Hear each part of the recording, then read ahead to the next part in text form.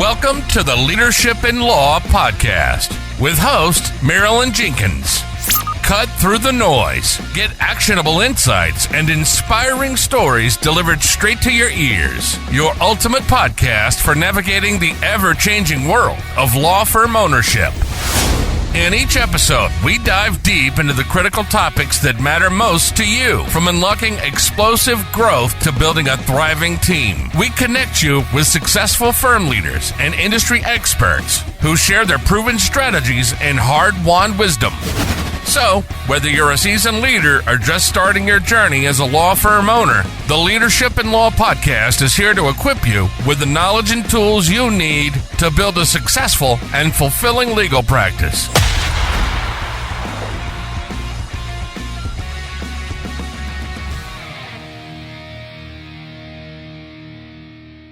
Welcome to another episode of the Leadership in Law podcast. I'm your host, Marilyn Jenkins. Please join me in welcoming Nicky Billou, who has been called the world's greatest podcast guest because he's been on 600 podcast shows. He always brings power, passion, and actionable tips to every appearance. He's the #1 international best-selling author of the book Finish Line Thinking, How to Think and Win Like a Champion, The Thought Leader's Journey, A Fable of Life and the Power of Connecting, How to Activate Profitable Relationships by Serving Your Network. All sound incredibly exciting. He's a 2-time New York Times bestselling author, and he is in-demand and highly inspirational speaker to corporate audiences such as RBC, Lululemon, Royal LePage, and Tourstar Media. He's an advisor and confidant to some of the most successful and dynamic entrepreneurs in Canada. He's the founder of eCircle Academy, where he runs a year-long mastermind and educational program working with coaches, consultants, corporate trainers. The list goes on. Entrepreneurs positioning themselves as authorities in their niche. He's a creator of Thought Leader, Heart Leader designation. Wow, Nicky, thank you so much for being here. Welcome. Thank you, Marilyn. It's an honor to be here. I'm looking forward to it. Absolutely. I'm excited. Tell me your backstory. I'm excited to hear this. Well, thank you, Marilyn. So I'm actually originally an immigrant from the Middle East. I'm a Christian from Iran. When I was 11 years old, the Islamic Revolution took place in Iran, and that was a cataclysmic event for myself and a lot of other people around the world. But my late father, God rest his soul, he could see the writing on the wall that this wasn't going to be a great place to raise a Christian family. And so he and my mom, they made a plan. And eventually they executed it and got my brothers and I out of Iran. Now, it took them about 4 years to get it all done. So from the time I was about 11 till I was almost 15, we settled in Toronto, Canada, where I now live. Now, you got to understand, I was a kid back then, right? I didn't want to leave my home. I didn't want to leave my friends. But in retrospect, it was the single greatest thing Mom and Dad could have done for me and my 2 brothers, because they took us from a legacy of tyranny to a legacy of freedom. I believe, Marilyn, inside every human breast beats the living heart of freedom. Every man, every woman on this planet wants to chart their own course, wants to march to the tune of their own drummer. And I think this is important for entrepreneurs to understand, because the bedrock of entrepreneurship is freedom. Without freedom, you can't have free expression. Without free expression, you can't think of new creative ways to get into business for yourself. Whether you want to get into law, whether you want to get into coaching or another form of business, you really need freedom. Freedom allows for free enterprise, which allows you to go and chart your own course, march to the tune of your own drummer. And my late father, he believed in freedom too. And Marilyn, if you met him, you'd like him. He was a good dude, you know. If you were looking for work, he'd sit you down in his office. He'd call all his entrepreneur buddies until he managed to find someone who needed somebody, and he'd get you a job. If you were looking to start a business, he'd sit down with you, help you think through what you were going to do, get you access to capital, get you access to customers, and get you going. Even if you were getting into a competitive business with his own, because he didn't really believe in competition. And if you were a friend of his, you were trying to buy a car or a house, and the bank wouldn't quite give you enough money, he'd top you up with a loan that he'd never let you pay back. And a lot of people say to me when I tell them this story, okay, Nicky, this sounds like too good to be true. Come on. This is like a Hollywood thing, right? I go, no, man. This is real. This is my dad. This is the late, great Napoleon Billou. And then they'd say, well, why the heck would he do that? Well, there was two reasons. One is he was a devout Christian. He believed he'd been blessed by God, and it was his duty as a Christian to share those blessings with other people. But secondly, he did it, well, because he could. He was rich. He was successful, and I wanted to be like my dad. I was a kid, man. My dad was my hero, He'd always come and tell me, son, remember, life is a people game. It's not a numbers or money game. And I go, okay, Dad. And then he'd say, even business, son, is a people game. It's not about money or numbers. And I'm like, okay, Dad, you had me at the first part, but this part, come on, without money, there's no way that you do business. He said, that's true, son. But without people, there's no need for any money.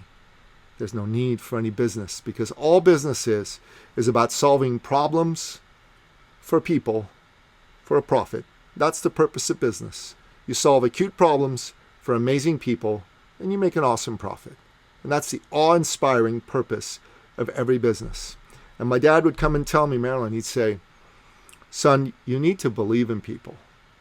Everybody, me, you, everybody needs someone to believe in them, because there's moments when we don't believe in ourselves. And it could be that little spark of belief that you give another person could be just what they need to take their life from tragic to magic. And he was. Yeah, he was. And so when I got into business, I wanted to help people like my dad. I wanted to help other entrepreneurs, because I thought entrepreneurs are great people, man. They're the ones that are making all the jobs happen. They're the ones that are helping everybody. So I got into the business of serving entrepreneurs. Now, here's what I found, Marilyn. A lot of entrepreneurs are good people with the highest ethics, the highest morals.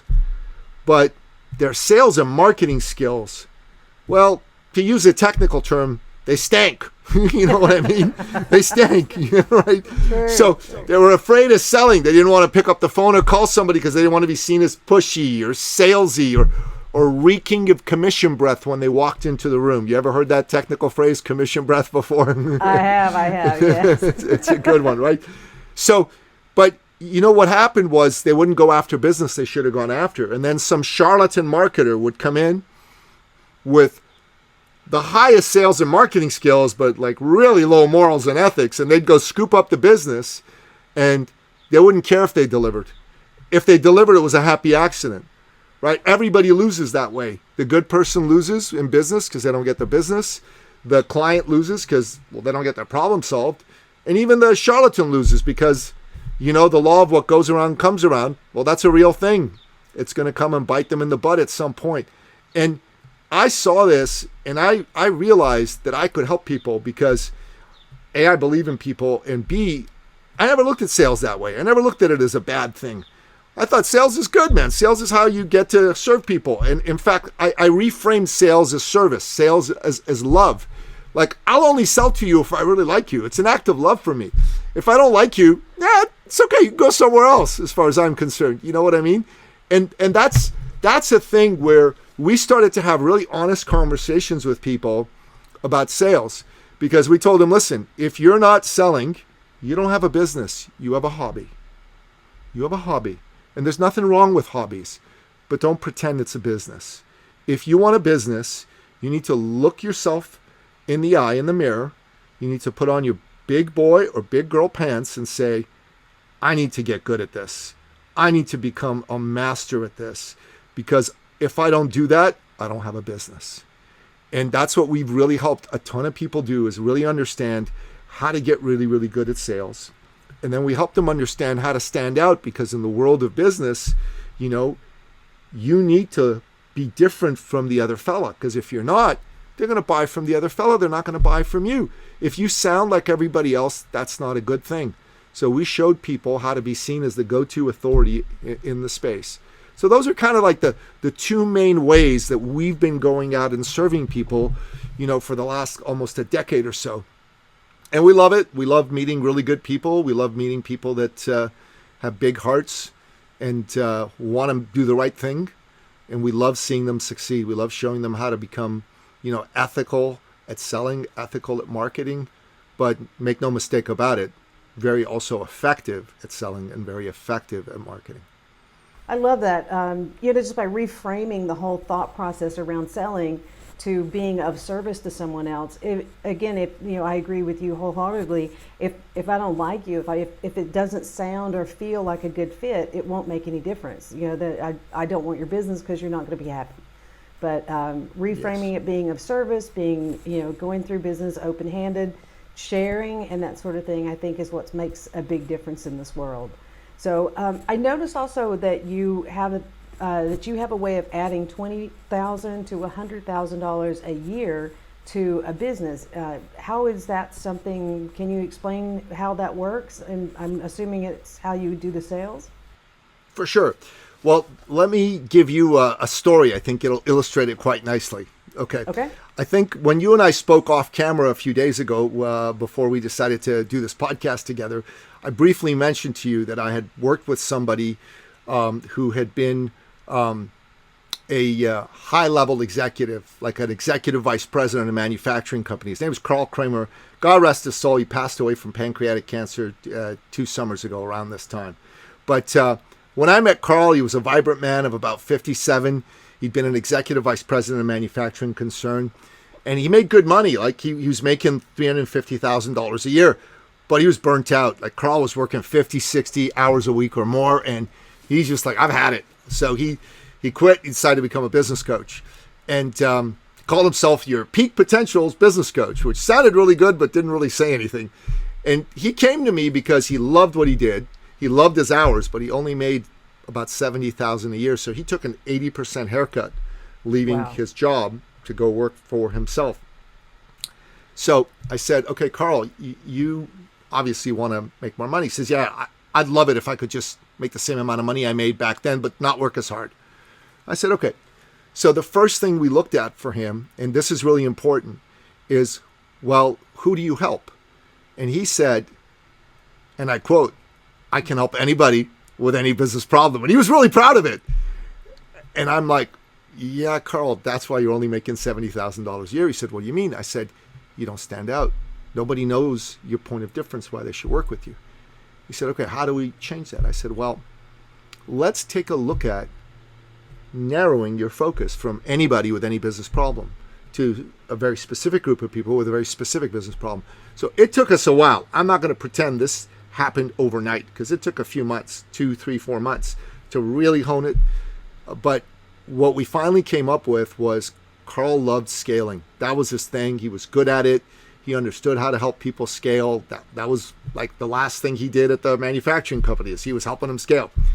And for some reason, he really liked the idea of working with lawyers. It's really neat that I'm on a podcast that helps lawyers, right? So, and here's what he figured out, that he really wanted to work with solo practitioners, not partner law firms, right?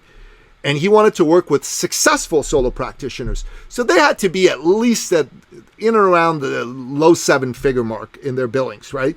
He didn't want to work with a brand new person with no business whatsoever. That didn't appeal to him. But if they had like low 7 figures, let's say $1 million, $1.2 million a year in business, he came up with a formula to help them go to 2 million, 3 million, even 5 million fairly rapidly, right? Using what he would teach them. Good promise, right? Really, really good promise. So, not going after everybody, going after solo practitioner law firms with at least $1 million, $1.2 million in billings, who were keen to double, treble, quadruple or more their business.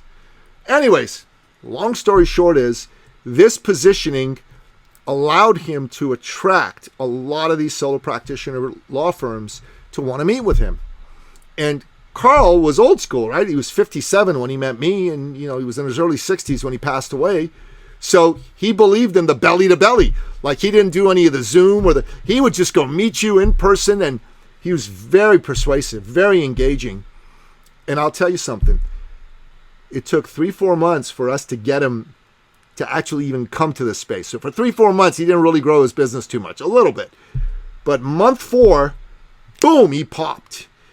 He went to $50,000 in billings for himself as a coach that month, working 25 hours a week. Months 5 and 6, he was right around 55,000, 50,000, 60,000. And then he got excited. He said, I bet you I could do 100,000 in a month. So in month 7, he amped it up and he made $100,000 in sales and billings for himself. But you know what? He was working 50 hours a week again. He didn't like that. He said, oh my God, no. Okay, we're going to dial it back. I'm good with 50,000 a month if I can do 25, 30 hours a week. So he settled in at that, and he knew he could do more if he wanted to, but he created a beautiful lifestyle for himself. He made a wonderful amount of money. $50,000 a month, just to do the math, is around $600,000 a year. So he was making $250,000 a year more than he made as an executive vice president while working half the hours. Wow. Like, that is pretty darn amazing. And the key to it was Carl became known for knowing something. So one of the questions that a lot of people ask me when I go, and speak at events or on podcasts is, so Nicky, you're into this thought leadership. Well, what is a thought leader? And what's the difference between an expert and a thought leader? And I go, great question. So an expert is someone who knows something, right? Experts are a dime a dozen. Experts are usually invisible, right? But a thought leader is someone who's known for knowing something. They're rare and valuable, and they are professionally famous. Carl became professionally famous inside his little niche, and that's how come he was able to become this successful and able to add not just a couple $100,000 a year to his income, but honestly, he went up from $70,000 to $600,000. That's over $500,000 a year, which is a wonderful way to think about how to get your expertise positioned out there in the marketplace. And that's exciting because you helped him create his coaching program around what he really enjoyed. So is it really work? You're working half the hours, you're doing everything you enjoy, you're sharing and helping other people grow. So yeah, that's quite interesting. And how did you help shape that? Was it strategy sessions that you're sitting with over determining what he really likes to do, see what lights him up? I'm just thinking about, any of our listeners that might want to talk with you about getting better and becoming a thought leader. How would that process work? So it started with an initial strategy session that is one of the things that we ask anybody who's coming into our world to do with us. We call the strategy session a success session, right? So we kind of like our own branding about that. So and in there we ask them some very specific questions, and we get to the nub of what isn't working in their practice at the moment or in their business right now. And once we have that, we'll outline a roadmap to get the right answer, because getting the right answer can take time. Like I gotta let everybody listening just know, this is not a light switch. This is a process. You know what I mean? Right. It is a process. And if you are willing to go through the process like Carl was, over a period of time, you can get your results. Now, are there people who get results faster? I'll tell you another story in a moment about someone who got his results a lot faster. But you got to be prepared for it not to be super, super quick. I'm not saying it's going to take years and years, but it's definitely going to take, for the average person, 90 days, 180 days or more to get this dialed in enough so that you see an appreciable difference in the process. And that's just getting your thoughts together, becoming a thought leader, getting in front of the right people. That's not instantaneous. Correct. You can't even, you can't buy that. That's something that takes time. True. 100%. But I'll tell you a story of a young man who did it relatively quickly, because that does happen. So I don't want to pretend it never happens, because it does happen. I'd say probably 20% of the cases the results are pretty quick. But usually there's reasons for that, and those reasons aren't easily duplicatable for everybody. So one of the things, because I've been a guest on a lot of podcasts, I went through a process of understanding how to be a podcast guest and have that podcast guest appearance result in leads, clients, and sales.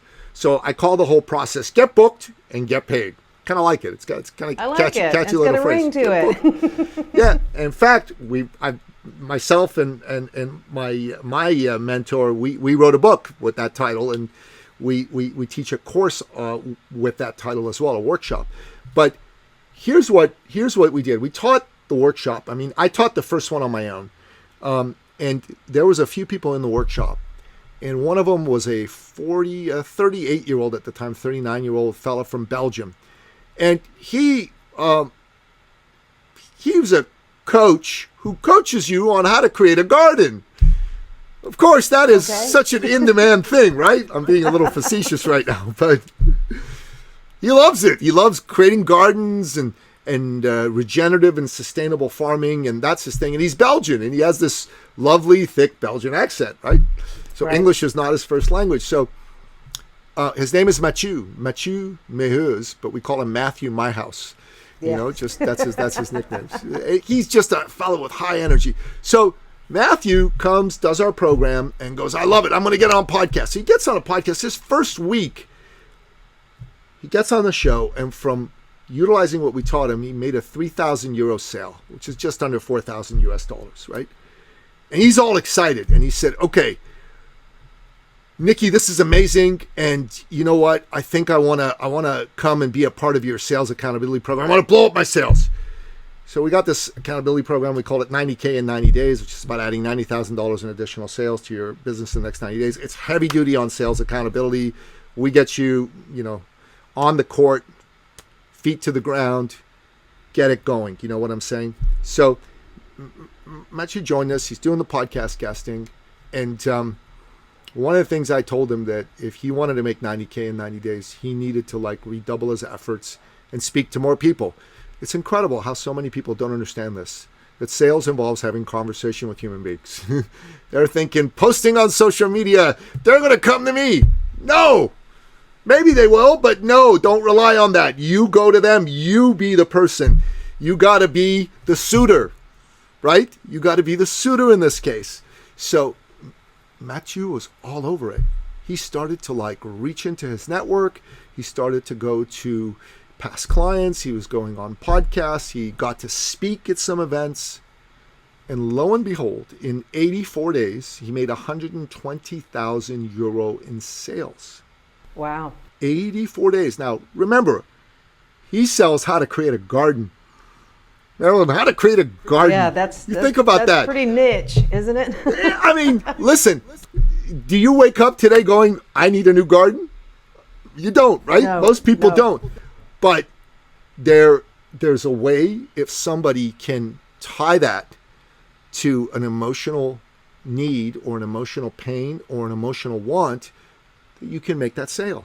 So Mathieu started to see there was people that love nature. There's people that are looking around and going, you know what? The world's going a little crazy. Maybe I should learn how to grow some of my own food. You know what I mean? And that's kind of the messaging he put together. 120,000 euro. That's what, close to 140,000 USD, something along those lines. 84 days. Wow. So here's the story. If you're in business for yourself, if you're an attorney and you've got a firm or whatever, and you're thinking, oh my God, I want more clients, I want more of this, I want more of that. One of the things that'll have you get more clients, get more leads, is you need to be mentored by someone like myself who's going to show you how to rewire how you think about selling. Because the reason you don't have more sales, the reason you don't have more clients, the reason you don't have more leads is because you are not attracting them to yourself. Your attitude about sales, what you believe is possible in selling, is not positive. I submit that you probably have and again, we're going to use that technical term, a stinky attitude about selling. Stinky. And we need to rewire that so you have a beautiful attitude about selling. The people who are good at sales are people who love sales. That just makes sense, doesn't it? The people who are not good at sales are the people who hate it, look down their noses at it, and think there's something wrong with it. But here's the facts. You can continue to do that, and you can struggle with sales, okay? Or you can choose to say, I'm going to change my attitude, and I don't want to struggle with sales anymore. I want it to come easy. I want it to flow. The father of modern psychology is a fellow named Dr. William James. And when they asked him what was the most startling discovery that psychology has made, and this was 100 years ago, he said that a human being can change the circumstances of their life by changing the attitudes of their mind. Mindset. Exactly.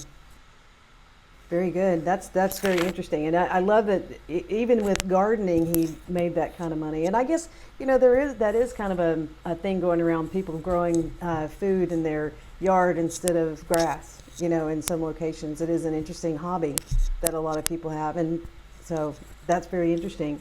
So, how would you go about creating a personal brand, a compelling personal brand, if you were, say, a solo lawyer like the gentleman was working with, to become a thought leader? What would you suggest the starting point would be? Okay, great question. So, honestly, if you want to take a deep dive into it, I recommend somebody like just jump on my calendar and let's have a call. But I'll give you a quick kind of down and dirty 5 minutes to spark some thinking for you and your people. So, number one is, you've got to be able to take a deep dive into you. What do I mean by that? I know you're a lawyer, but your thought leadership isn't in law. And this may sound counterintuitive. Your thought leadership is as a result of the entirety of your life experiences. The good, the bad, and the ugly. Great movie, eh? By the way, right, from back in the day.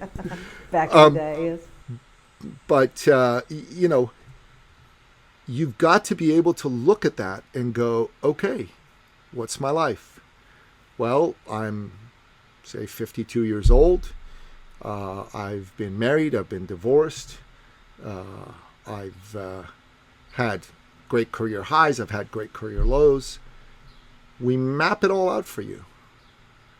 And the adversities that you've dealt with in your life, and by the way, this is an exercise that's intense and, again, is not a light switch, it's a process, right? Right. But there'll be a moment where there'll be a common thread from those adversities, and you will notice that you have handled all those adversities, and those adversities and what you've struggled with are what actually give you the right to call yourself a thought leader about what you've struggled with.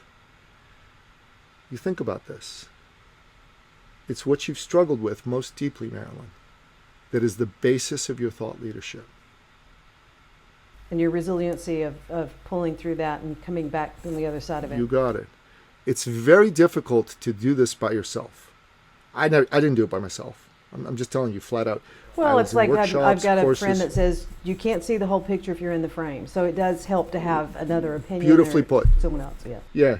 Another way to say it is you can't read the label from inside the bottle, right? So, that's another one. Yeah, that's very good. Yeah. You can't. So that's where it is, and that's why these processes take time.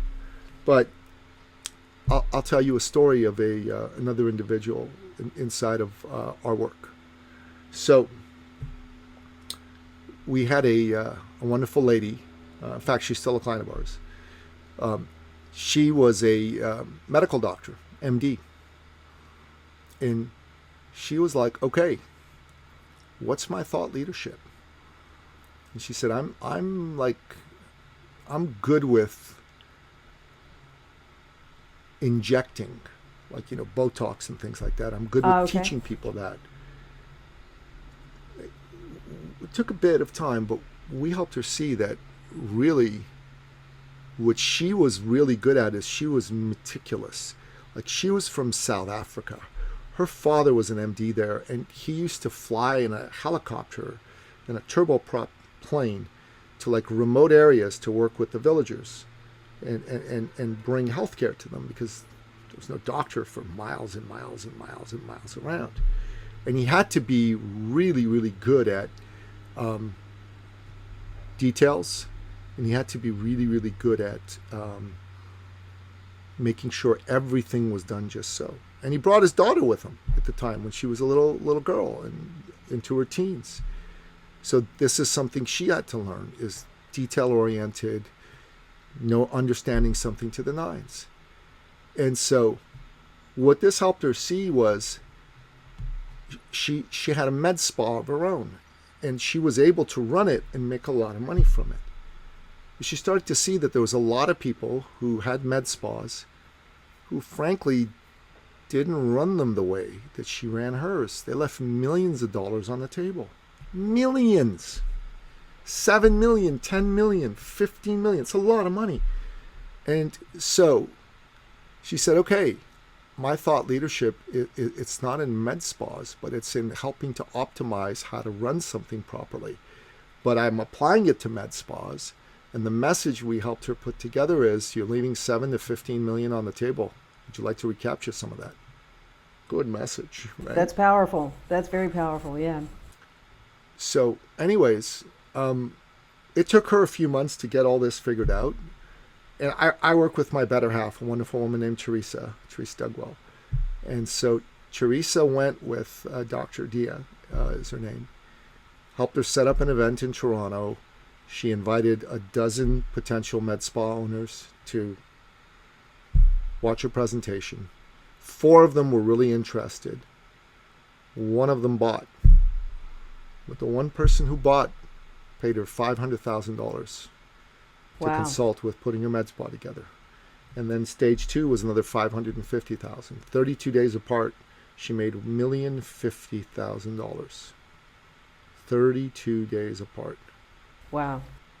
This is thought processes leadership. in place. Yeah. Yeah, I wrote a book. I don't seem to have a copy of it here right now, but it's called The Thought Leader's Journey. And The Thought Leader's Journey is a book that's really about how to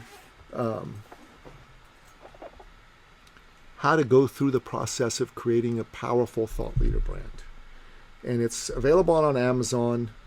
Or if you want to go and get a free Kindle copy, go to ecircleacademy.com/TLJ book. TLJ book. So we'll put that in the show notes. If you're interested in getting a copy, just go ahead and do that. It will show you what you need to do. But thought leadership first begins with a deep dive into you. And then some of the other things we talked about. Get clear on who you're going to help. Get clear on what pain points they have and how you can help them. And you put all that together and you can bring a wonderful offer out there into the marketplace. But the beauty about thought leadership is it's not about one offer one time. Thought leadership will allow you to create multiple offers, even to multiple audiences over time. It gives you a skill set that'll allow you to continue to reinvent yourself as the world and the market changes. And that's a beautiful thing. It is. It is. So in thinking of, say, maybe an estate planning attorney or a family law attorney, something like that, what you're getting at is it's going to be easier for them to find the pain points of the person, present the correct option, and be able to work with them on a more synergistic level and people they want to work with. Yeah, 100%. Wow. And I think it's really smart, to tighten your focus. If you're like an estate planning attorney, if you say I can do an estate plan for anybody, sure you could. But if you, for example, said I specialize in doing estate plans for families that have owned manufacturing firms, or families that have owned real estate firms, or families, whatever, you know what I mean? And you are the person, you know everything about that. It'll be really easy for you to attract those people to what you do. Yeah, exactly. Niching down to expand. Yeah. Yes, absolutely.